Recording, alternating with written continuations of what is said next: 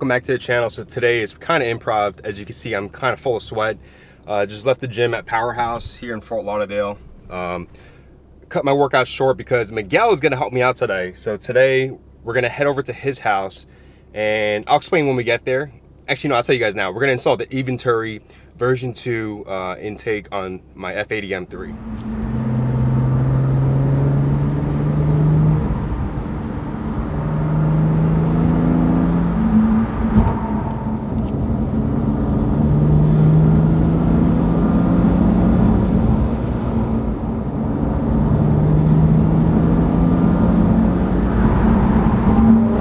So a little review about the Dinan intake. I love it. I think it's a great intake. It's very aesthetic appealing when you look underneath the hood. It goes with a carbon fiber strut brace. So it kind of goes with the whole theme.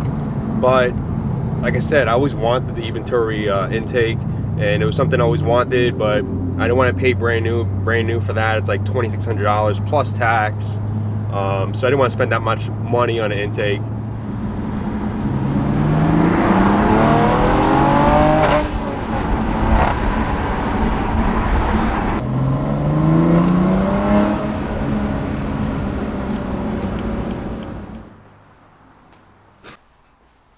What's up, bro? What's up, man? All good? Yeah, I'm good. You recording? Yeah, I'm recording. Oh, okay. All right. So what are we going to do today? Today, because Ken is not handy with tools. No, I'm good with the camera, though. I have no tools at home either. We're going to do something simple. We're going to just change his intake. So he got the Eventuri version 2. Oh, Eventuri version 2s, which is the latest version that they have, which actually sucks in the colder air. Correct. So you don't get a lot of that heat soak from inside the engine. And he's getting rid of his Dinans that it's already sold to a buddy of ours. Yeah. So good swap. More mods coming.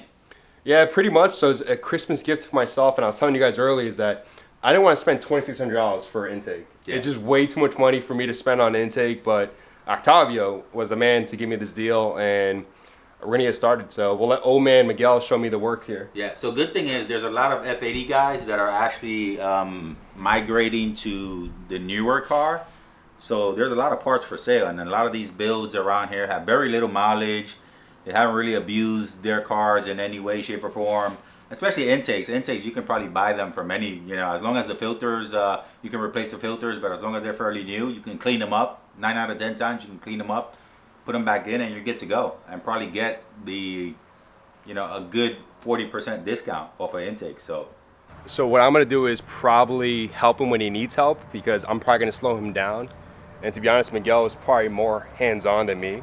I'm more hands-on to the camera. But Miguel, you like this stuff though, right? Yeah, man, I love this stuff. Back in the day, this is what my dad used to do. He was an aviation mechanic with the Air Force, and once he left the Air Force, he was an automobile mechanic and worked for the city of New York Transit Authority for quite a while. But the cool thing about that story, what's behind it, is my dad used to work on Air Force One back in the 70s, late 60s, early 70s. It's really cool. He used to have a lot of good stories about that. But I was telling you guys earlier, the Dinan intake has no issues. It's definitely a good intake. It's from a really reputable company. But I've always wanted Eventuri. And Miguel has the RK titanium intakes, right? Yep.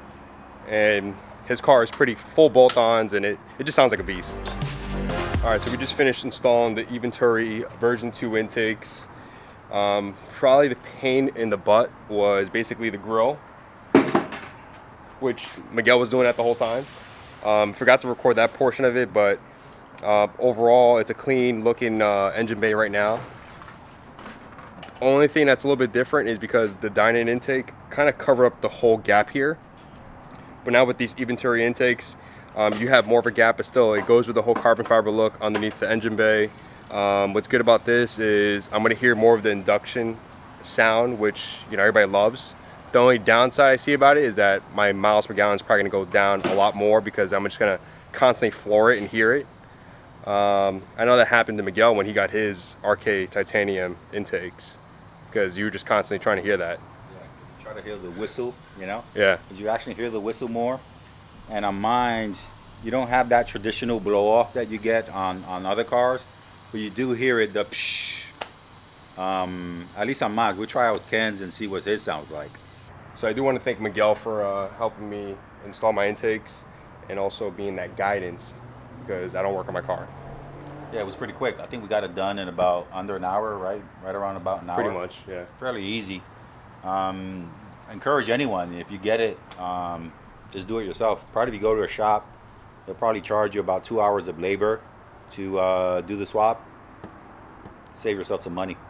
So overall, if they do charge you 2 hours of labor, you're looking at probably, with the intake itself brand new, along with that, probably like $3,000, give or take, because it's $2,600 brand new.